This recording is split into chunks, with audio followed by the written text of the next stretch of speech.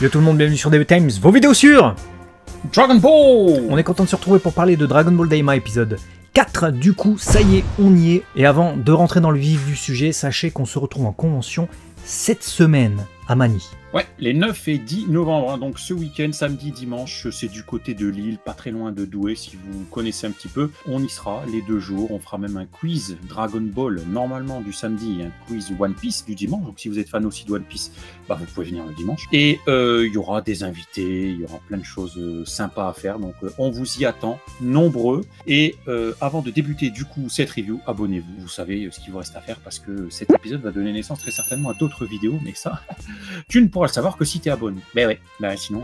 il faudrait pas les rater, du coup, activez les notifications et on débute immédiatement avec l'histoire. Scénario de Yuko Kakihara, la même scénariste du coup que sur les 4 premiers épisodes, qui est chargé de la composition de la série, donc l'adaptation du scénario de Toriyama Sensei. Goku, Shin et Glorio sont contraints de continuer leur route à pied jusqu'au palais du roi Kadan.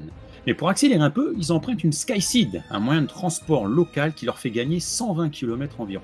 Cela grâce à un petit commerce où Goku achète quelques items qui serviront sûrement par la suite. En chemin, Goku et les siens se mettent d'accord pour aller récupérer les Dragon Ball du Daimakai, au cas où les choses tourneraient mal, et qu'il arrivait malheur à Dende.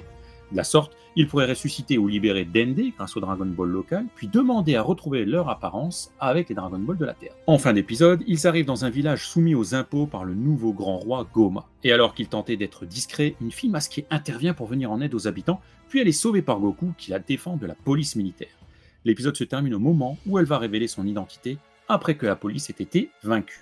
On bascule après ce court synopsis qui est un petit rappel pour ceux qui ont vu l'épisode il y a quelques jours ou pour ceux qui n'ont pas vu l'épisode mais qui regardent quand même notre review. Merci d'être là.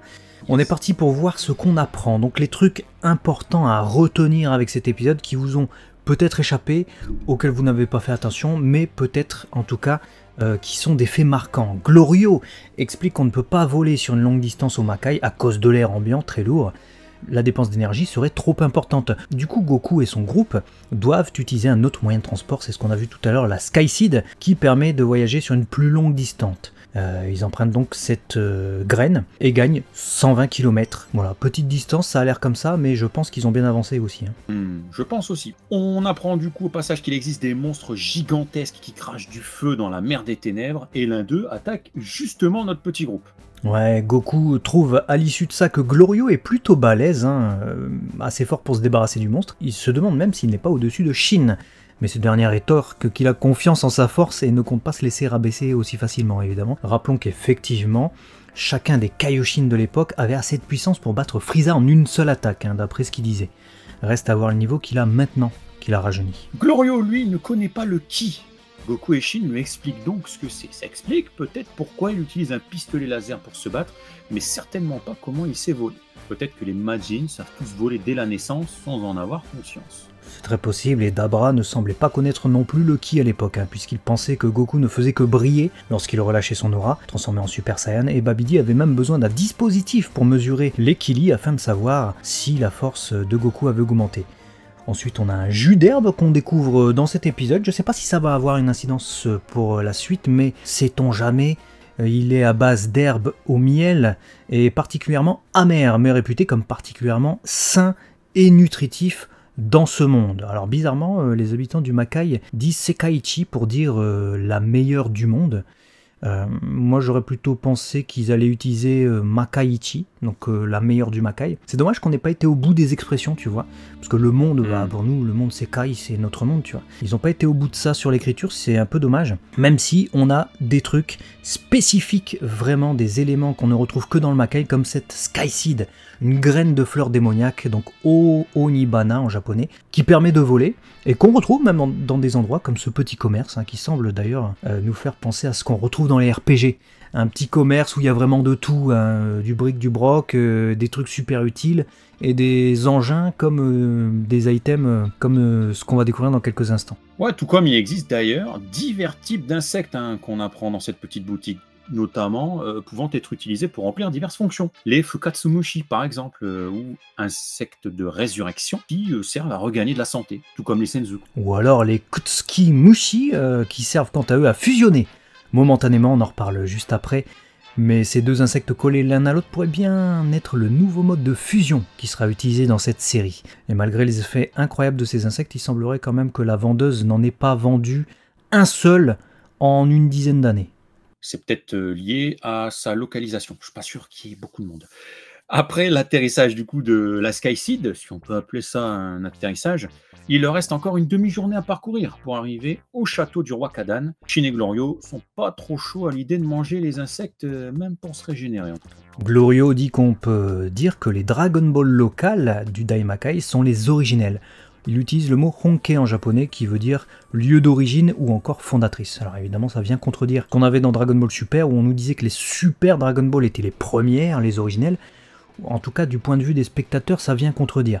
Car du point de vue de l'univers, c'est pas forcément illogique que les premières Dragon Ball soient celles du Daimakai, puisque Neva est ce Namek qui les a créés il y a plusieurs milliers d'années, avant même certainement que les Namek aillent émigrer dans les univers 6 et 7. Glorio nous explique ensuite que personne n'a jamais réussi à vaincre les 3 Tamagami et faire exaucer son vœu dans le Daimakai.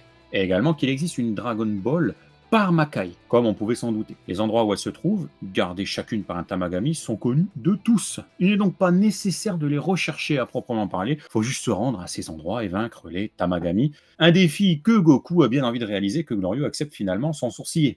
Ouais. La police militaire fait régner l'autorité dans un petit village et le soumet à celle du nouveau Daimao Goma. Dans les sous-titres de l'épisode, on nous parle de gendarmerie. Alors je sais pas si c'est le terme approprié en vérité, car il s'agit de la Kempeitai, police militaire en fait, et c'est la même police militaire que ce qu'on avait au Japon pendant la Seconde Guerre mondiale, c'était un peu l'équivalent de la Gestapo. Ouais, et d'ailleurs, les habitants sont obligés de payer l'équivalent de 3 pièces d'or, et s'ils n'en sont pas capables, ils voient leur espérance de vie réduite de 3 ans par pièce, aspirée via une machine qui semble pouvoir pomper l'espérance de vie, et s'ils peuvent absolument rien payer, on leur enlèvera 9 ans. 9 ans. Et ils ne peuvent pas y réchapper puisque chaque habitant a un collier autour du cou, un collier magique, qui le garde prisonnier et qui l'empêche de fuir. Il est ramené automatiquement grâce aux armes de la police militaire, qui servent d'ailleurs à la fois à tirer les colliers magiques, mais aussi à lancer des rayons laser comme on le voit dans cet épisode. Alors, nos commentaires maintenant, après ce segment factuel qu'on a dans l'épisode. Franchement, j'ai bien aimé le fait qu'on ait beaucoup de petits détails et de clins d'œil. Vous allez le voir disséminés tout ci et là dans cet épisode. Et le premier truc qui m'a marqué, parce que c'est vraiment au tout début d'épisode, c'est à quel point les personnages sont fidèlement dépeints. Goku, il redevient enfant. Alors d'accord, on a un peu le Goku qu'on avait dans DBGT, il est redevenu plus enfantin dans son attitude, mais ça reste fidèle au Goku qu'on a connu enfant. Donc du coup, on n'est pas trahi, on est vraiment sur un Goku qu'on connaît, et j'ai aimé le fait que même Shin, il marche les bras dans le dos, ça fait très Kaioshin, tu vois. Ils se sont pas trompés sur les détails comme ça.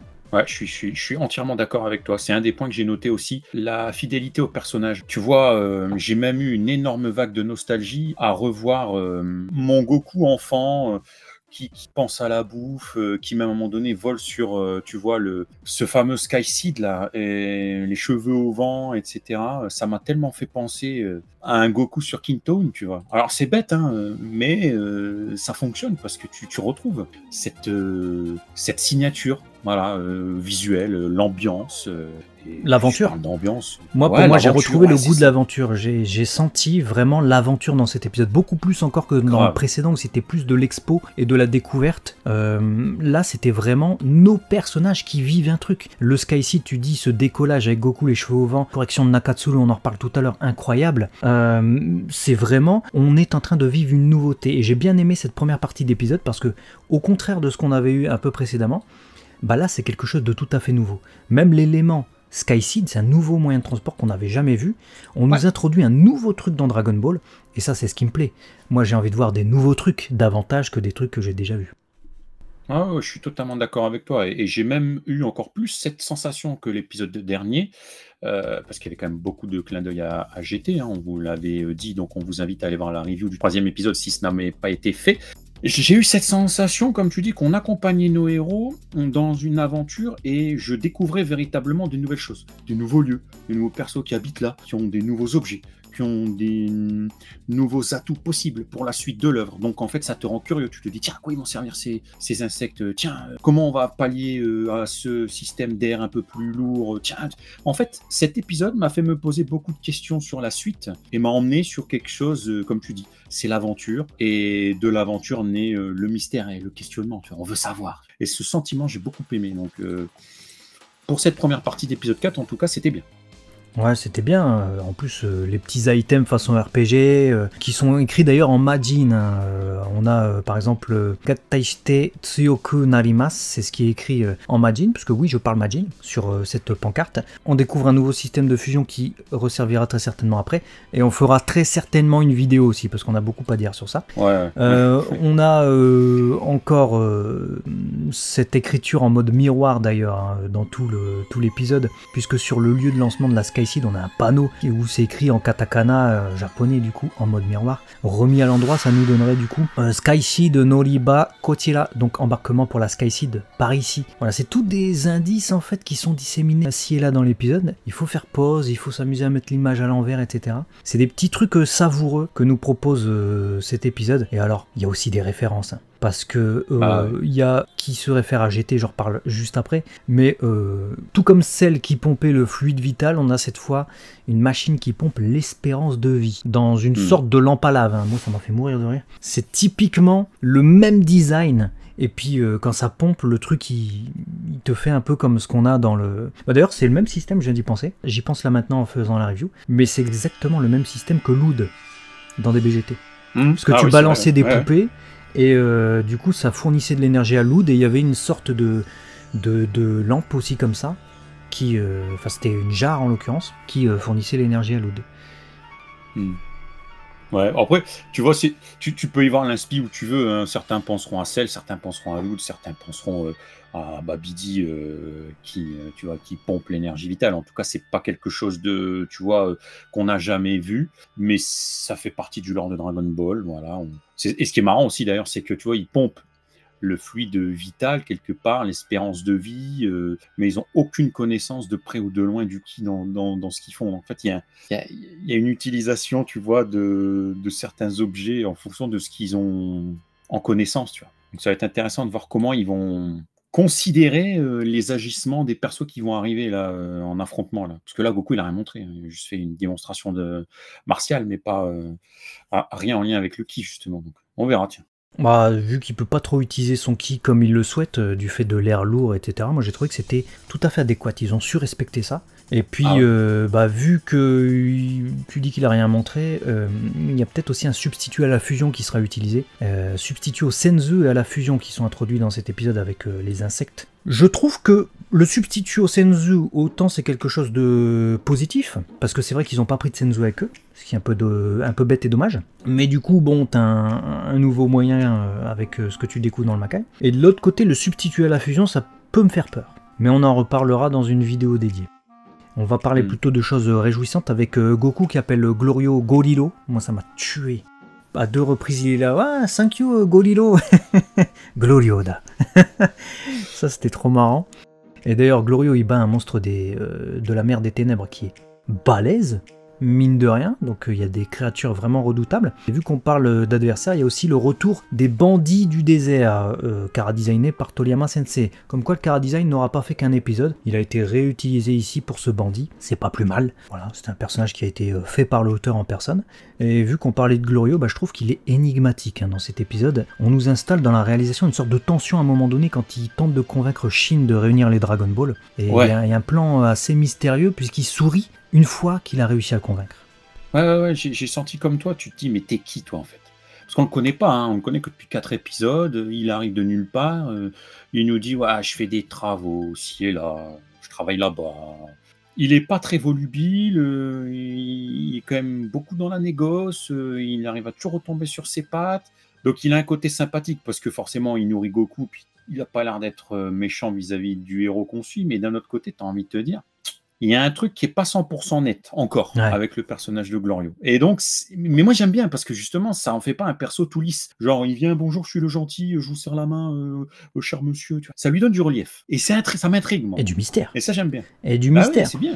Mystère également avec le nouveau personnage, Pansy. On connaît son nom à l'avance vu qu'elle était déjà dévoilée en character design et sur le site internet. Elle utilise une bombe au wasabi, vous l'avez noté dans cet épisode. Donc ils connaissent le wasabi au Daimakai. Le wasabi, du coup, c'est une plante utilisée en cuisine notamment, hein, une sorte de moutarde forte qu'on mange au Japon, très piquant. Bon, là, sa bombe, elle fait l'effet d'un pchit. Ça ne marche pas du tout.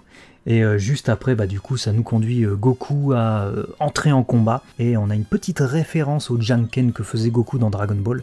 La technique du pierre-feuille-ciseau, hop, qui permet de vaincre les ennemis. J'ai beaucoup aimé ce retour aux sources, véritablement. J'en reparlerai tout à l'heure avec l'animation. Et vu qu'on parle de référence, vous l'aurez remarqué, mais évidemment, cet épisode 4 de Dragon Ball Daima ne manque pas de clin d'œil à Dragon Ball GT et à son épisode 4 notamment du coup, où souvenez-vous, Goku, Trunks et Pan affrontaient la police du gouvernement local également, mais cette fois dans le but de récupérer leur vaisseau spatial. Et aussi, tout comme dans DBGT, on découvre que le souverain dictateur en place impose à ses sujets de payer un lourd tribut pour rester vivre sur ces terres, et ceux qui ne peuvent pas payer évidemment le payent quasiment de leur vie, puisqu'on leur enlève tout. Dans DBGT, le régime de Donkia faisait confisquer tous les biens des habitants retenus sur la planète de force, la planète Imega, une planète d'arnaqueurs en somme, et on leur enlevait même leur toit s'il le fallait. Tandis que dans Daima, vous l'avez vu, ils payent avec des pièces d'or et s'ils ne peuvent pas payer, on leur enlève leur espérance de vie.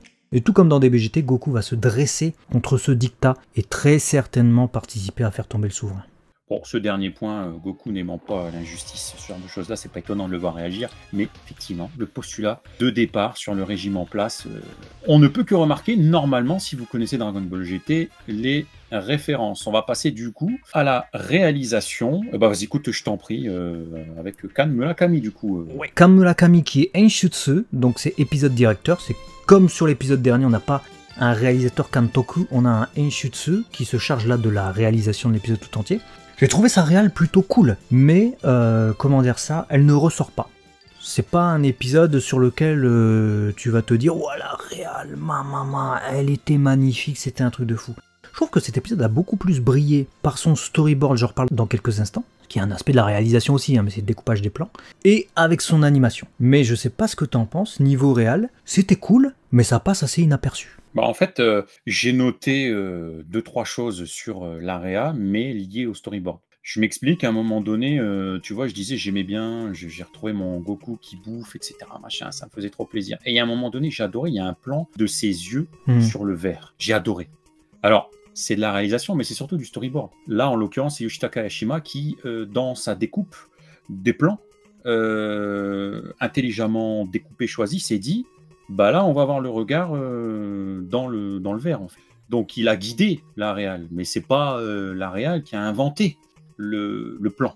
Donc, je suis d'accord avec toi. On est plutôt sur un storyboard intelligent qui a énormément aidé la réal plutôt que l'inverse. Donc, oui, je te rejoins sur ça. C'est un peu mon ressenti aussi sur ce que j'ai noté, en tout cas dans mes notes. Ouais, la réal, elle souligne vraiment le storyboard pour le coup, ce qui est assez surprenant. Généralement, c'est conjointement, tu vois, réalisé. Là, le storyboard était vraiment dans la continuité de l'épisode précédent. On a une belle variété de plans. On se sent vraiment pas prisonnier du cadre. Au contraire, même, celui-ci permet allègrement aux spectateurs de s'épanouir dans le Makai avec Goku et les autres, j'ai trouvé. Les plans sont intelligemment choisis et le storyboarder, donc à qui incombe le rôle de choisir les plans et le cadre que l'on voit à l'écran, je le rappelle, parvient ici à faire un travail honnête, minutieux, et d'ailleurs si précis et si juste sur cet épisode, franchement, qu'il m'est impossible de ressortir un plan ou un cadrage où je me serais dit oh, franchement j'ai pas aimé.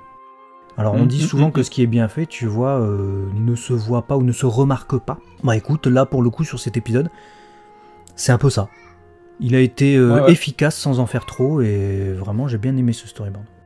Je suis totalement d'accord avec toi parce que quand j'ai fini cet épisode, j'ai eu un sentiment de dynamisme et pas que dans les moments d'animation. On arrive dans un instant à l'animation et je pense que c'est lié effectivement à un storyboard et une réa qui est efficace.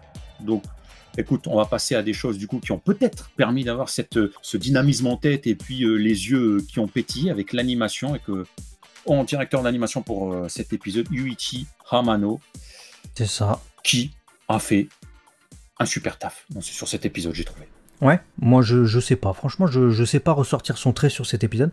Il est directeur de l'animation, mais j'arrive pas à le palper en fait. Hein. C'est un animateur clé qu'on a vu sur Dragon Ball Z Battle of Gods ou sur Dragon Quest Dino Daiboken notamment.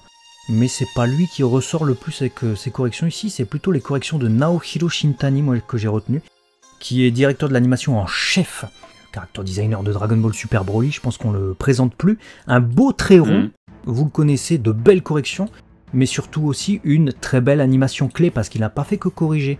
Il était aussi à l'animation clé, il nous a proposé cette animation très vive, joyeuse et sautillante. Moi je trouve que c'est trop beau. C'est fluide. Qu'est-ce que tu veux demander de plus en fait à un épisode c'est ça que t'attends vraiment d'un épisode. Alors comment reconnaître son animation? Son trait est plus rond encore que ce qu'on a habituellement sur Daima, et son animation contient pas mal de mouvements vifs et de surréactions, davantage encore que la plupart.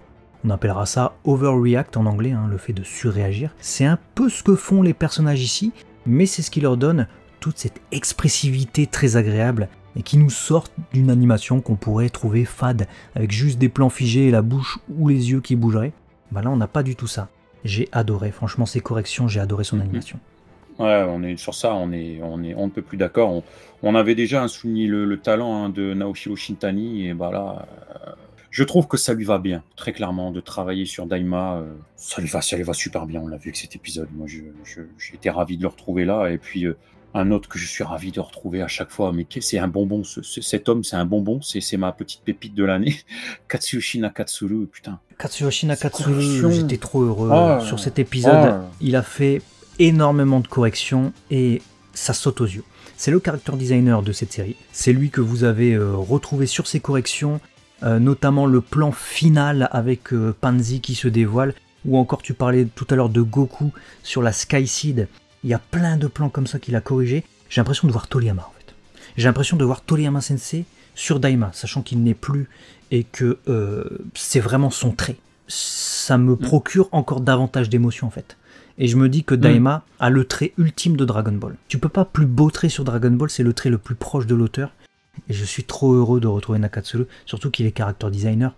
T'attends pas à ce qu'il soit en plus à faire des corrections additionnelles sur les épisodes, bah si, il le fait quand même. Ouais. Non, c'est...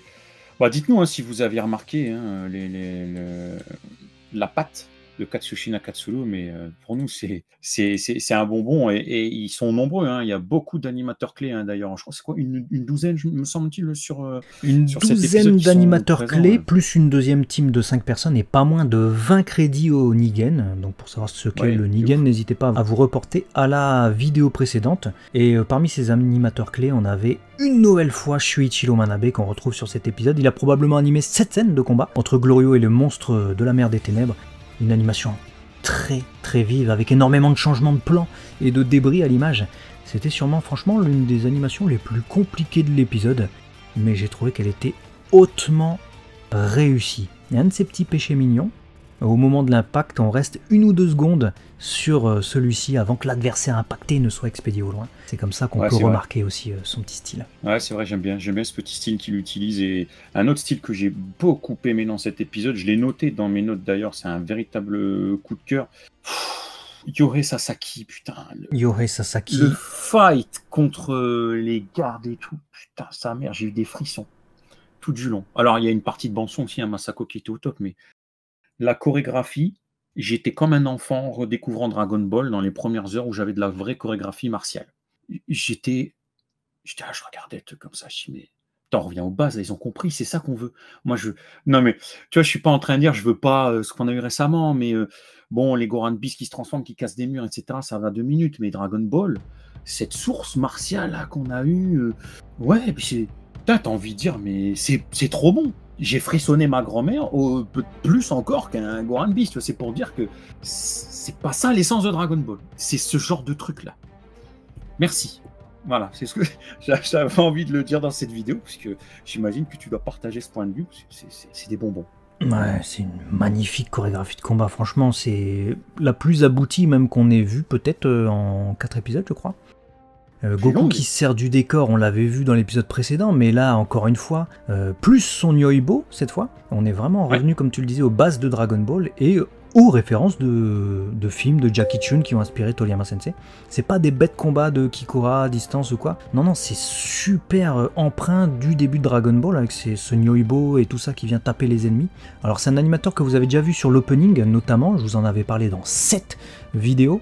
Et je trouve qu'il fournit actuellement sur Daima les animations les plus naturelles qui soient. Et je pense que ça va être le gars à suivre. Surveillez bien Yohei Sasaki sur Daima, parce que là, en peu d'apparitions, il a réussi déjà à captiver tout le monde avec son animation et ses chorégraphies de fou. Son style semble être une alternance entre des séquences rapides et on ralentit un peu. C'est comme au foot, hein. C'est comme le Brésil des années 60, je sais plus. Voilà, tu vas vite, tu ralentis, tu vas vite, tu ralentis. À ça, vous pouvez peut-être le reconnaître, et au fait, bah voilà, les mouvements circulaires au sol, etc. C'est des trucs qu'il a beaucoup fait dans cet épisode.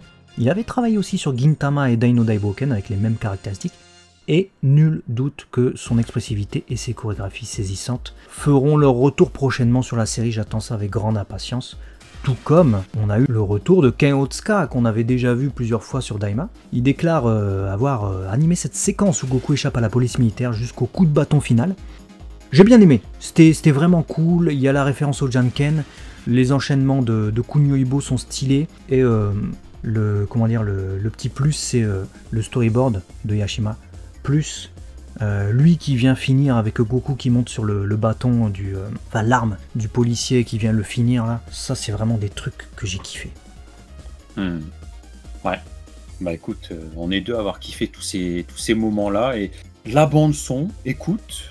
m'a fait ressentir un peu plus d'émotions et de choses que sur certains autres épisodes. Alors, est-ce que j'étais dans des conditions un peu plus favorables? Je sais pas, j'avais fait exprès de mettre un peu plus le son et d'être tranquille au moment de regarder cet épisode, mais j'ai ressenti à des moments un peu plus de musique intense, d'action, tu vois, notamment lors de l'apparition du poisson là, dans la mer des ténèbres, là, parce que le monstre il arrive. C'est ce que j'ai noté, c'est le thème de Daima, je l'ai appelé comme ça.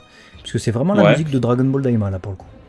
Et ben, je l'avais noté, et l'autre musique que j'avais notée, c'était celle sur la Skytree, parce que je parlais de ce moment qui t'as mes notes, donc tu sais que je l'ai noté aussi. Jakajan, voilà, c'est Jakajan réarrangé, en fait. Jakajan, et ça reste ça colle tellement emprunt, en fait, en tête. Tu l'as, en fait, en tête pendant 2-3 jours après avoir vu un épisode. Ouais, c'est fort. Il est fort. Le thème Jan Jakajan, donc l'opening, est plus fort, je trouve, au fur et à mesure des épisodes qui passent, des réarrangements, tu vois, en musique, que ce que j'aurais cru à la première écoute. Sincèrement, parce que je le vois là, en scène, et cette fameuse scène-là m'a fait me dire, putain, ça marche de ouf. Ça fait très Dragon Ballien. Ça fait très thème réarrangé d'un opening qui vient t'accompagner et qui t'apporte je sais pas comment, une émotion particulière. Une identité. Pour moi, on commence à avoir une identité sur Dragon Ball Daima. Bon, on en avait déjà une, hein, avec le visuel et tout ça. Mais je trouve que musicalement parlant également, on commence à dégager l'identité Daima. Avec ce thème que j'ai appelé le thème de Daima qui est sur le monstre de la mer des ténèbres. Et Jakajan maintenant qui vient en version réarrangée ci et là. Bah ça fait que tu te dis, ok, bah ça c'est l'ambiance aventure ou l'ambiance combat ou dramatique de Daima. Ouais, même j'ai noté une autre musique, moi, une musique de tension, un peu de stress, tu vois, au moment où tu as la police militaire qui accule les habitants. Le volume d'ailleurs de la musique était plus forte que d'habitude, et du coup ça a mis une vraie tension, et je l'ai trouvée efficace, cette musique, donc à voir si elle sera reprise par la suite, mais écoute, pour l'instant les musiques commencent, comme tu dis, à prendre de la place, et c'est tant mieux, donc continuons ainsi. Musique, doublage. Animation, réalisation, si tout ça est impeccable, on va voir en conclusion est-ce que ça nous a plu. Bah écoutez, moi c'est l'un des épisodes de Daima que j'ai le plus kiffé. Franchement, cet épisode 4, j'ai rien à dire. J'ai pas de reproche à faire à cet épisode. Quand bien même il y a des clins d'œil à GT, quand bien même, il y a le retour éventuel de la fusion, mais tout le reste en fait c'était d'une telle fraîcheur. J'ai trouvé le Boken no Nyoi, comme on dit en japonais, le parfum de l'aventure. Avec la première partie de l'épisode, je m'y attendais pas. C'est vraiment une partie qui fait très Daima et qui pour le coup se détache de ce qu'on a déjà vu, c'est ce qui m'a plu. La deuxième partie, même si elle se rapproche de Dragon Ball GT et son épisode 4 avec du coup des trucs qu'on a déjà vu, elle parvient suffisamment à être novatrice pour me plaire. Donc c'est un épisode que j'ai hautement kiffé. et je m'attendais pas à le kiffer autant. Donc je suis satisfait. Bah écoute, je vais pas te paraphraser, hein, parce que j'ai le même constat. J'ai adoré cet épisode. J'avais très peur, je vais pas vous mentir, suite à l'épisode 3 qui était très inspiré. Je me suis dit, j'espère que le 4, ça va pas être un copier-coller. Putain, s'il vous plaît. Et il m'a attrapé cet épisode, il est venu me chercher et j'ai passé un délicieux moment d'aventure, de surprise, de découverte. Je te dis, je me surprenais à sourire comme un enfant face aux réactions de Goku. Je retrouvais mon Goku, le mystère. En fait, c'est ce que j'avais envie d'avoir. En fait. J'avais envie d'avoir cette aventure, ce ressenti, de ne pas savoir vers où je vais. Et malgré le mystère que je suis en train de découvrir, il y en a plein d'autres qui planent autour de moi et j'attends que de voir la suite pour en apprendre un peu plus. Ouais. Du suspense, du mystère et du rire, parce que j'ai trouvé que les vannes aussi étaient bien dosées. Golilo et tout ça, là, ça marche super bien, tu vois, c'est sans trop en faire, on va pas dans le vulgos ou quoi. Et prochain épisode, clairement. Du coup, Panzi, le titre Panzi en japonais, et non pas Froussard, comme on a pu avoir sur certaines de nos versions VOSTFR, je sais pas pourquoi ils avaient sous-titré ça. Donc on découvrira très certainement l'identité de la fille qui a tenté de venir au secours des villageois. Nous on se retrouve sur DB Times, n'hésitez pas à partager cette vidéo si elle vous a plu, elle était très riche en informations, on espère que vous avez aimé, et partagez-nous évidemment vos avis par rapport à cet épisode dans les commentaires. A très vite sur DB Times, vos vidéos sur Dragon Ball. Des bisous les amis. Matane. Ciao.